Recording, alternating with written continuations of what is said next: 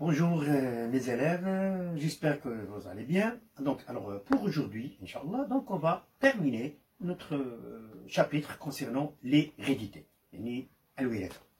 On a déjà commencé par l'hérédité, caractère, on a donné, c'est quoi la notion de caractère héréditaire? C'est quoi le caractère héréditaire? C'est-à-dire tout caractère qui se transmet d'une génération à l'autre. Voilà ce qu'on appelle caractère héréditaire. Après, on a parlé de ce qu'on appelle arbre généalogique.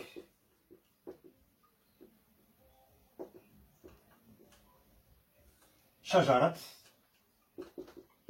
النسب وهذه الصفة الوراثية. Voilà. L'arbre généalogique, c'est quoi l'arbre? L'arbre, c'est-à-dire les géologues, ou bien les biologistes, ils sont arrivés à représenter tous les individus d'une famille selon des générations. Génération 1, génération, c'est-à-dire la génération des grands-parents, la génération des parents, la génération des enfants et des petits-enfants. Et la relation entre les individus de chaque génération. يعني يحاولوا أنهم يمثلوا جميع الأفراد ديال العائلة حسب الأجيال. إذا الجيل الأول كيكونوا فيه الأجداد ثم الآباء ثم الأبناء. والعلاقة اللي كثرت بيناتهم. La relation, c'est-à-dire les maris et les enfants. Voilà l'arbre. Alors le rôle, l'importance de cet arbre génétique, c'est un outil très important pour étudier l'hérédité, parce qu'il nous permet de suivre la transmission d'un caractère héréditaire d'une génération à l'autre. يعني هاد شجرة النسب نوع الدور الأساسي أنها كتمكننا من التتبع ديال واحد الصفة أو انتقال ديال صفة وراثية معينة أو مرض معين. Voilà. Donc après l'arbre généalogique, maintenant, la deuxième partie, on est parti à la localisation. Où est localisée cette information génétique? Donc, localisation du programme génétique.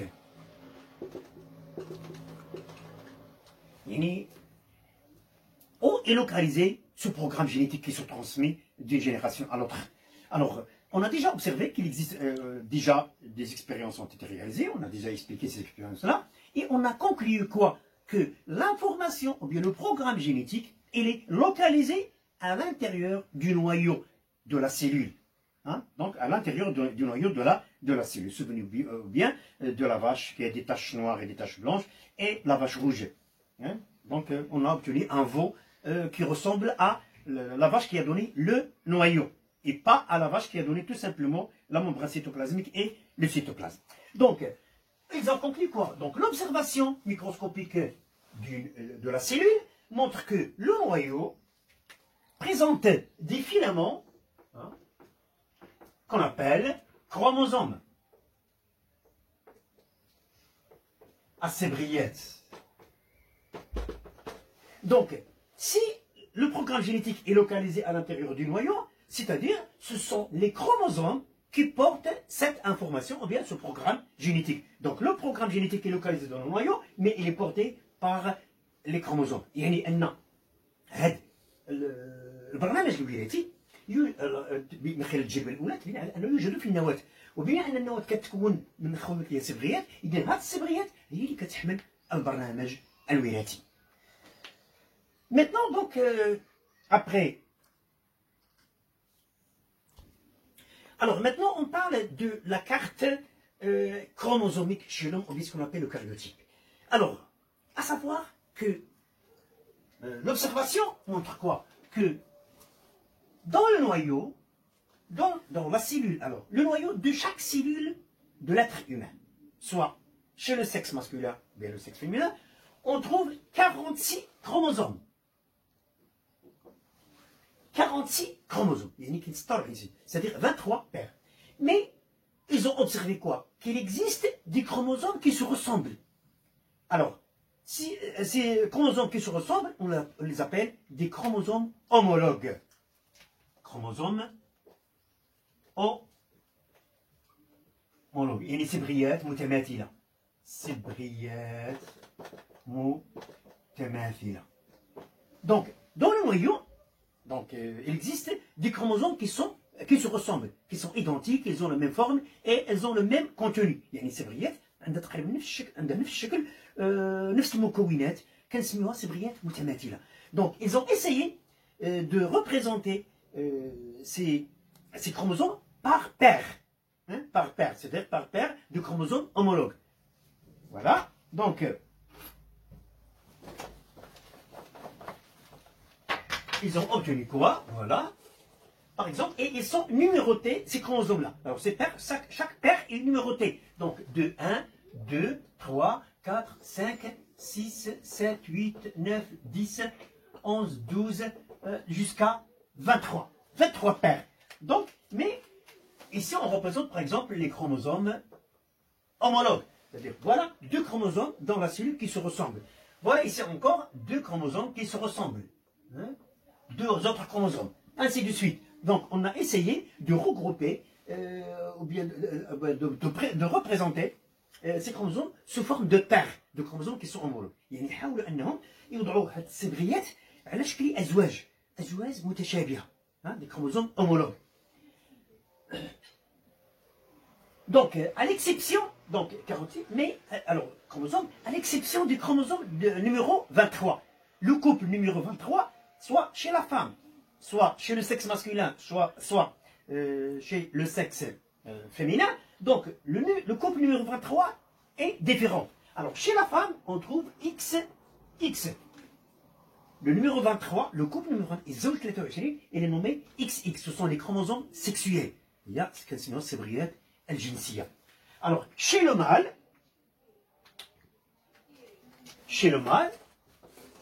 la même chose. Nous sommes tous identiques. Hein? Soit le sexe masculin, soit le sexe féminin, nous sommes tous identiques. La différence existe quoi? Existe au niveau bien numéro 23, la paire numéro 23. Alors, chez le mâle, la paire numéro 23, il nous donne X, Y.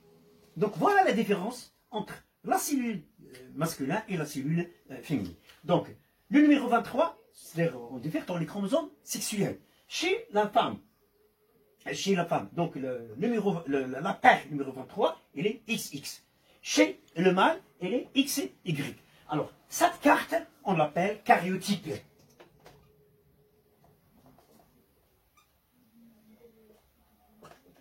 Alors avec un boulot, al-kharita.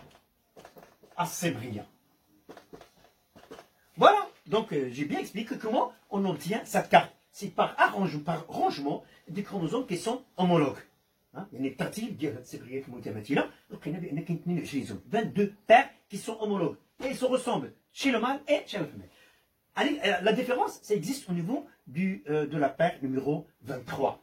XX chez la femme et XY chez le mâle. Alors maintenant, on parlera de rôle des chromosomes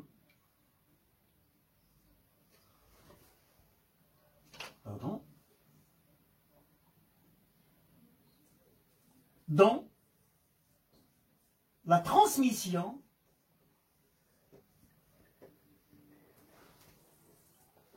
des chromosomes dans la transmission des caractères héréditaires.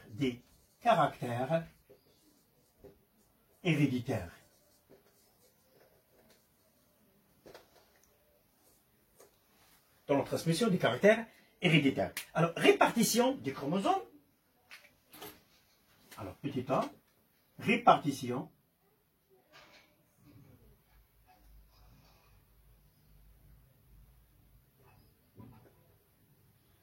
des chromosomes.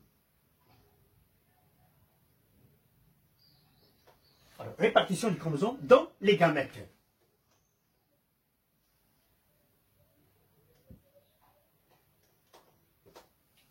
Répartition du chromosome dans les gamètes. Alors, l'observation microscopique nous montre quoi? Alors, regardez bien.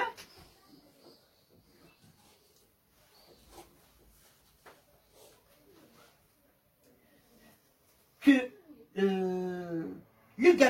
dans les gamètes, on ne trouve que 23 chromosomes. On a déjà dit que dans la cellule de notre organisme, dans les cellules du corps, il existe, chaque cellule possède 46 chromosomes, c'est-à-dire 23 paires. 23 fois 2, c'est-à-dire 46 chromosomes. Mais dans les gamètes, on ne trouve que la moitié. Hein, on ne trouve que la moitié. Que se passe-t-il dans la moitié? Donc, on va trouver tout simplement 1, 2, 3, ainsi de suite, X. Et ainsi de suite,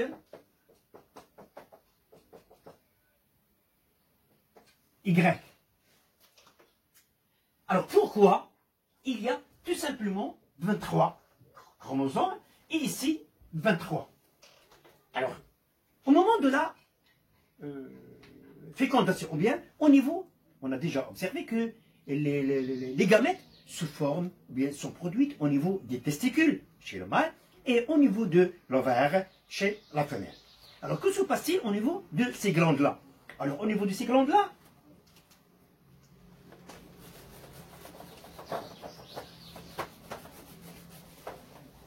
c'est ce que vous allez étudier, Inch'Allah, le second cycle en détail. Ce qu'on appelle l'ovogénèse, c'est-à-dire comment se forment les ovules, et la spermatogénèse, comment se forment les gamètes mâles. Mais je vais vous simplifier l'explication selon votre niveau. Voilà, donc voilà, au niveau des testicules, voilà, il existe des cellules.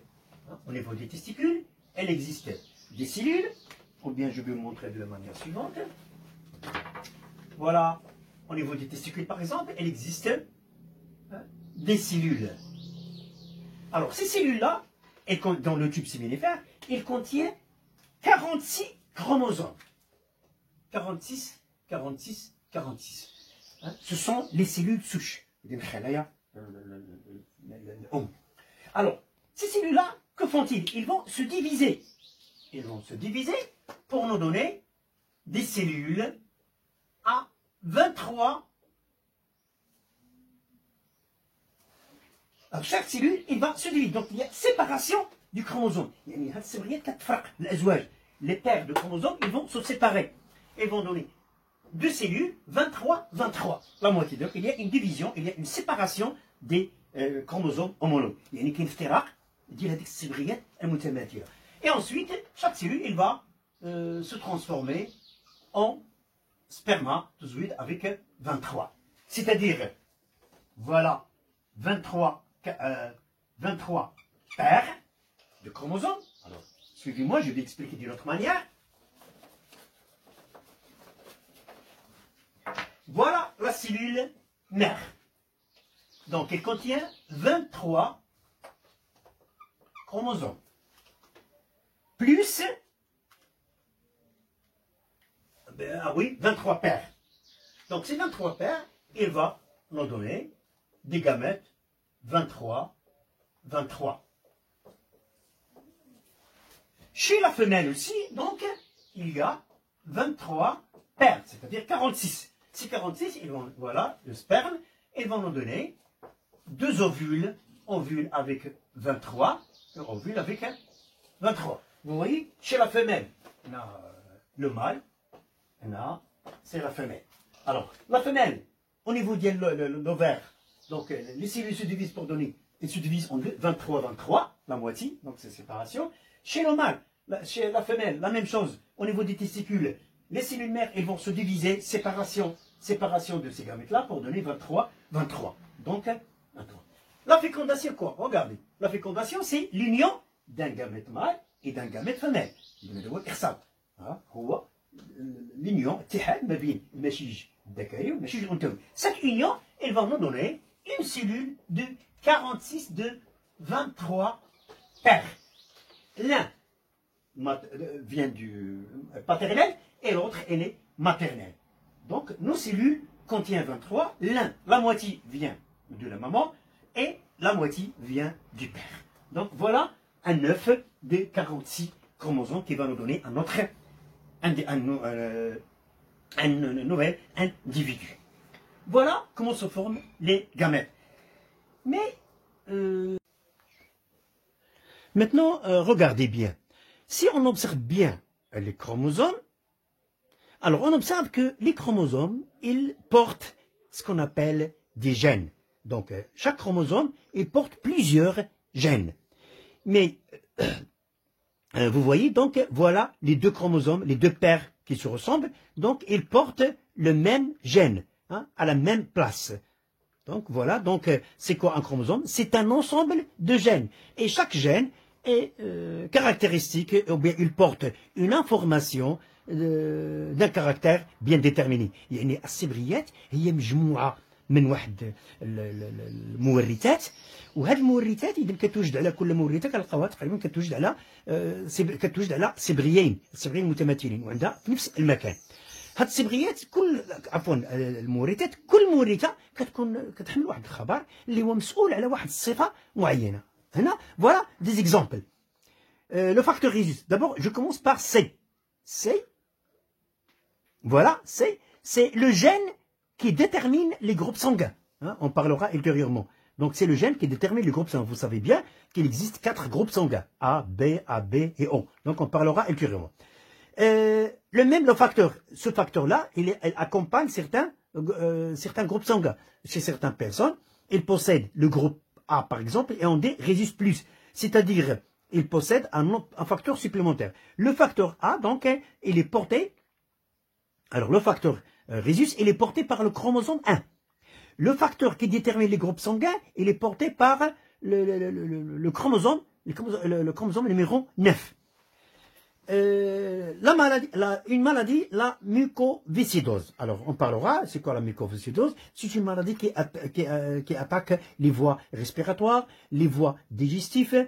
يعني هو واحد المرض اللي كيصيب الجهاز التنفسي والجهاز الهضمي. Voilà. Il est porté, alors cette maladie B, donc la mucoviscidose, il est porté par le chromosome numéro 7. يعني هذا المرض كيكون محمول من طرف واحد الصبغية رقم 7 في الخريطة الصبغية. La maladie de l'hémophilie. Alors l'hémophilie, on parlera Inch'Allah, l'hémophilie c'est une maladie dont les personnes le sang ne se coagule pas. يعني الدم ديالهم ما تيتختش.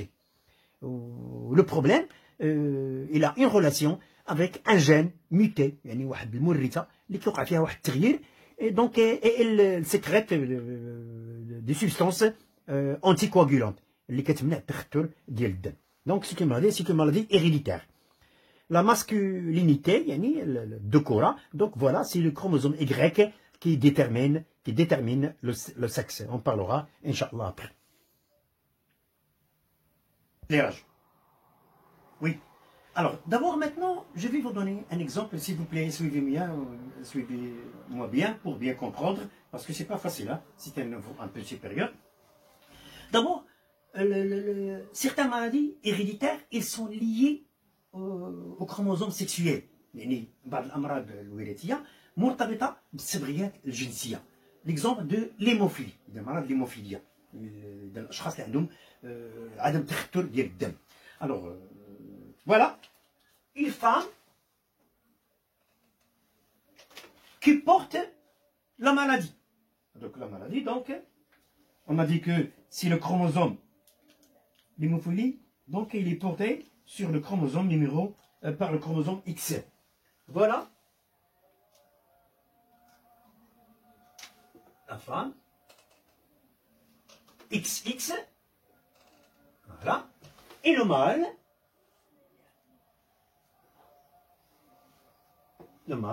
il a X, Y.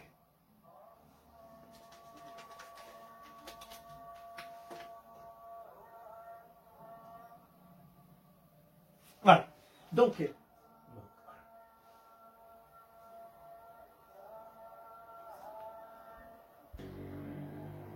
alors, d'abord, je répète. Donc, l'hémophilie, c'est une maladie liée au sexe, au chromosome sexuel. Voilà une femme, hein, qui est porteur de la maladie. Donc, voilà le gène responsable, H. Donc, H majuscule, c'est-à-dire le gène normal. H minuscule, c'est-à-dire le gène qui porte l'hémophilie. Alors, chez l'homme, donc, il a H. Alors, oui, donc, le chromosome, j'ai dit, le chromosome numéro 10, hein, le chromosome numéro 23, c'est-à-dire XX et XY. Toujours, cet hémophile, il est porté par le chromosome X. Donc voilà une femme, il est porteur, mais il n'est pas malade. Je vais vous expliquer pourquoi. Hein, il n'est pas hémophile. Hein, il n'est pas hémophile, mais le mâle est là, il porte le gène normal. Alors que se passe-t-il au moment de la production des gamètes? On a dit qu'il y a séparation. Donc, regardez bien. Donc, la femme, il va nous donner deux types d'ovules. Il va nous donner deux types, parce qu'il y a séparation. Deux types d'ovules. Voilà. X. X. Mais celui-là porte H et celui-là H. Donc, la femelle, au moment de la formation des gamètes, il y a séparation. Pour nous donner la moitié. Donc, voilà un ovule qui contient le gène normal et l'ovule qui porte le gène normal, voilà, et le gène qui porte l'hémophile. Le mâle, lui aussi, au moment de la formation des gamètes, il va nous donner deux types de spermatozoïdes. Donc, séparation, voilà le chromosome X et voilà le chromosome Y. Donc, le chromosome X est très long par rapport au chromosome Y. Et voilà porteur du gène normal. Alors, vous voyez que chaque gène, on l'a dit, est porté par les deux chromosomes homologues. On parle d'allèle. Je vous donne ce mot-là, c'est nouveau, mais je vous le donne tout simplement pour bien comprendre, parce que c'est écrit dans votre manuel. Allèle. Chaque gène est porté par, alors, chaque gène est représenté par deux allèles. Voilà l'allèle normal et qui est malade. Mais pourquoi cette femme-là n'est pas malade? Parce que on vous parlera de gène dominant, gène dominant et gène récessif. Idem, dominant et récessif.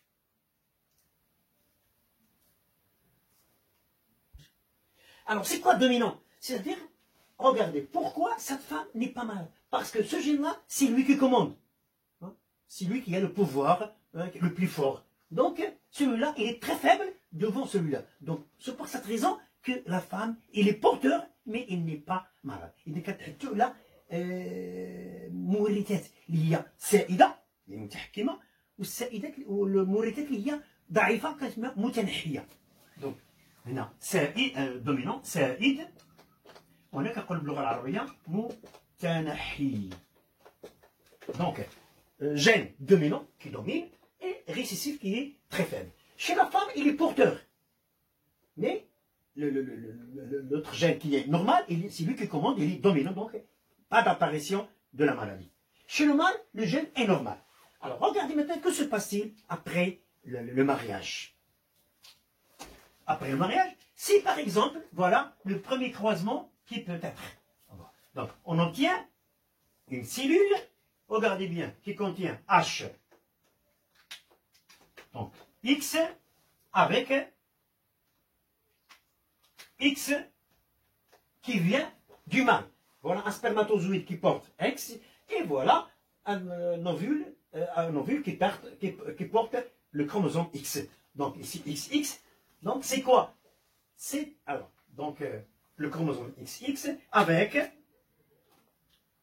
H, regardez bien ici, H, ici c'est H. Donc normal, normal. Donc une fille normale, pas d'hémophile. Donc ni porteur, ni. Donc voilà. Maintenant, regardez bien. Une autre fécondation entre un spermatozoïde qui porte H avec le chromosome X avec l'ovule qui porte l'hémophile. Voilà la cellule. Donc, voilà.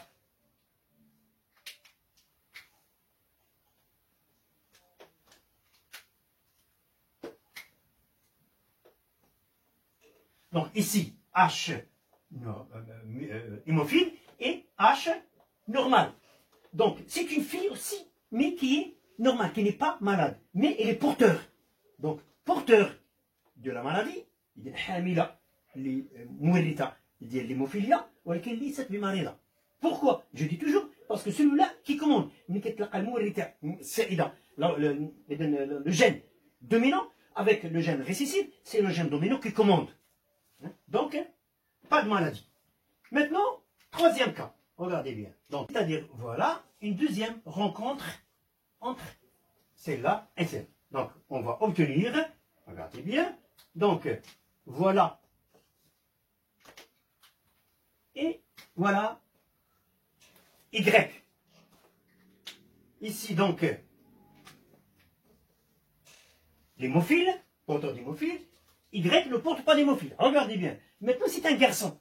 Alors, regardez ce gène-là. Est-ce qu'il y a devant lui un gène dominant? Non, n'existe pas. Donc, voilà. Donc, la maladie, le garçon est hémophile. Donc, il n'y a pas, en face de lui, il n'y a pas de gène dominant.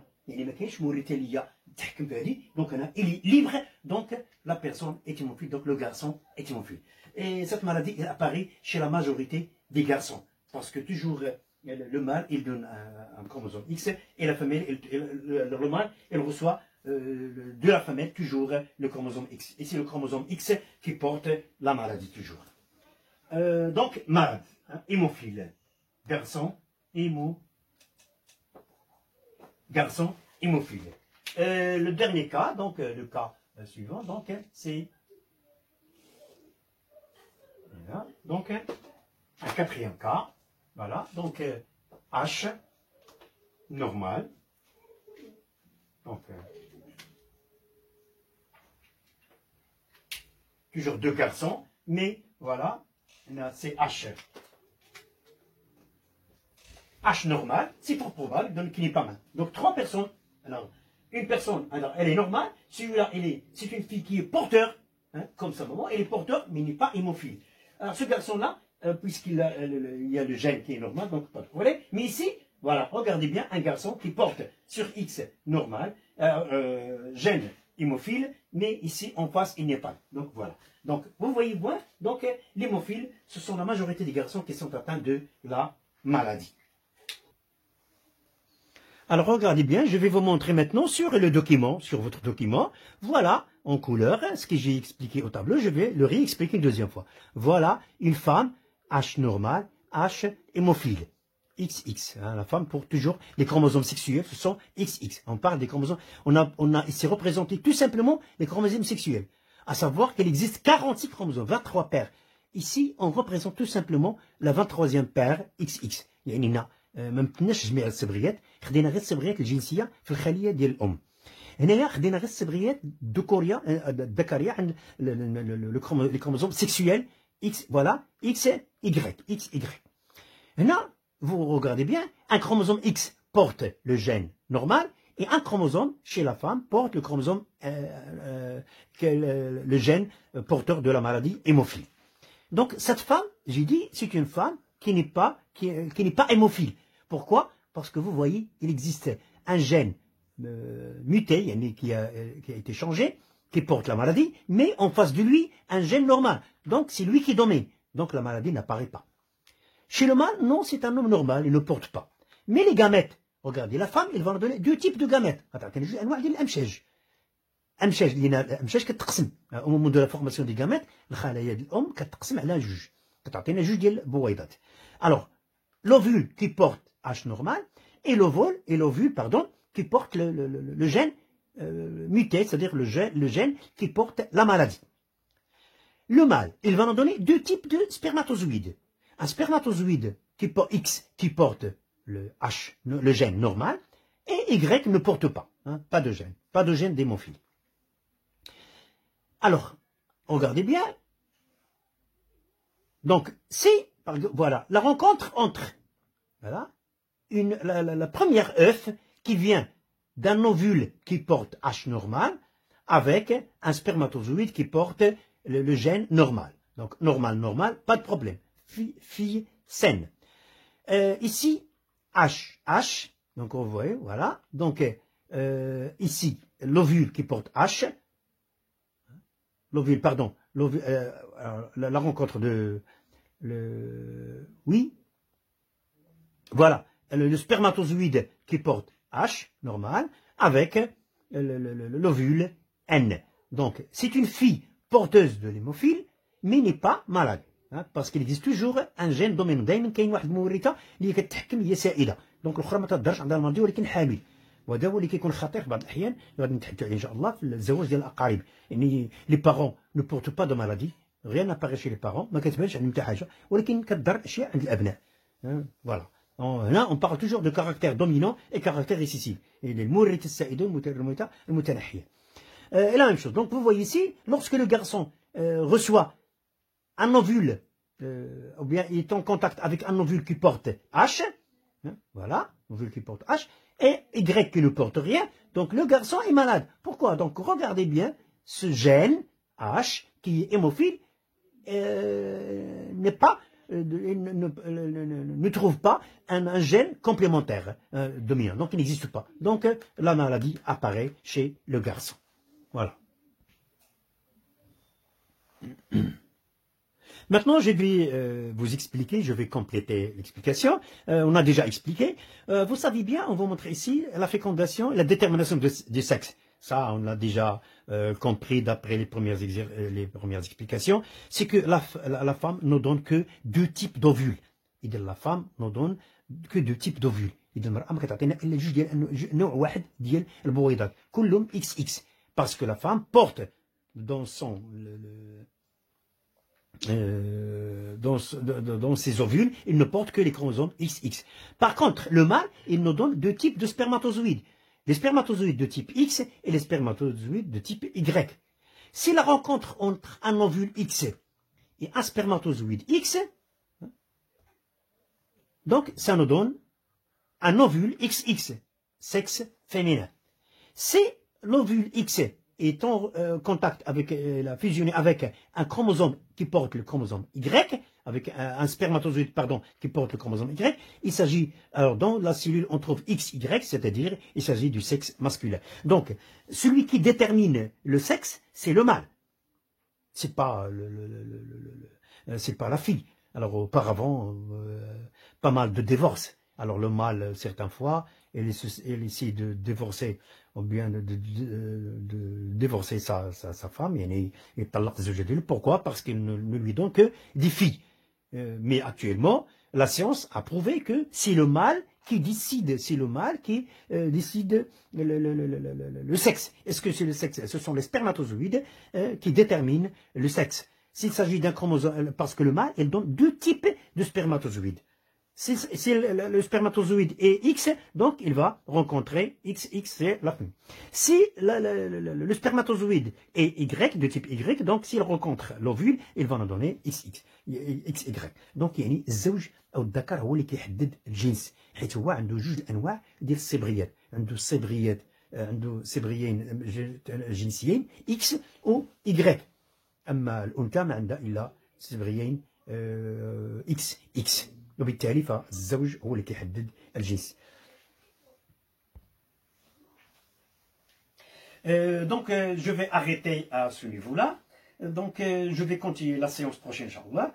Donc j'espère que vous avez bien compris un peu sur la génétique. J'ai essayé de développer un petit peu. Mais si vous n'avez pas compris quelque chose, je vais vous donner du temps pour poser des questions. Et je suis à votre disposition pour répondre à toutes vos questions. Alors merci sur votre attention et à la prochaine séance, Inch'Allah.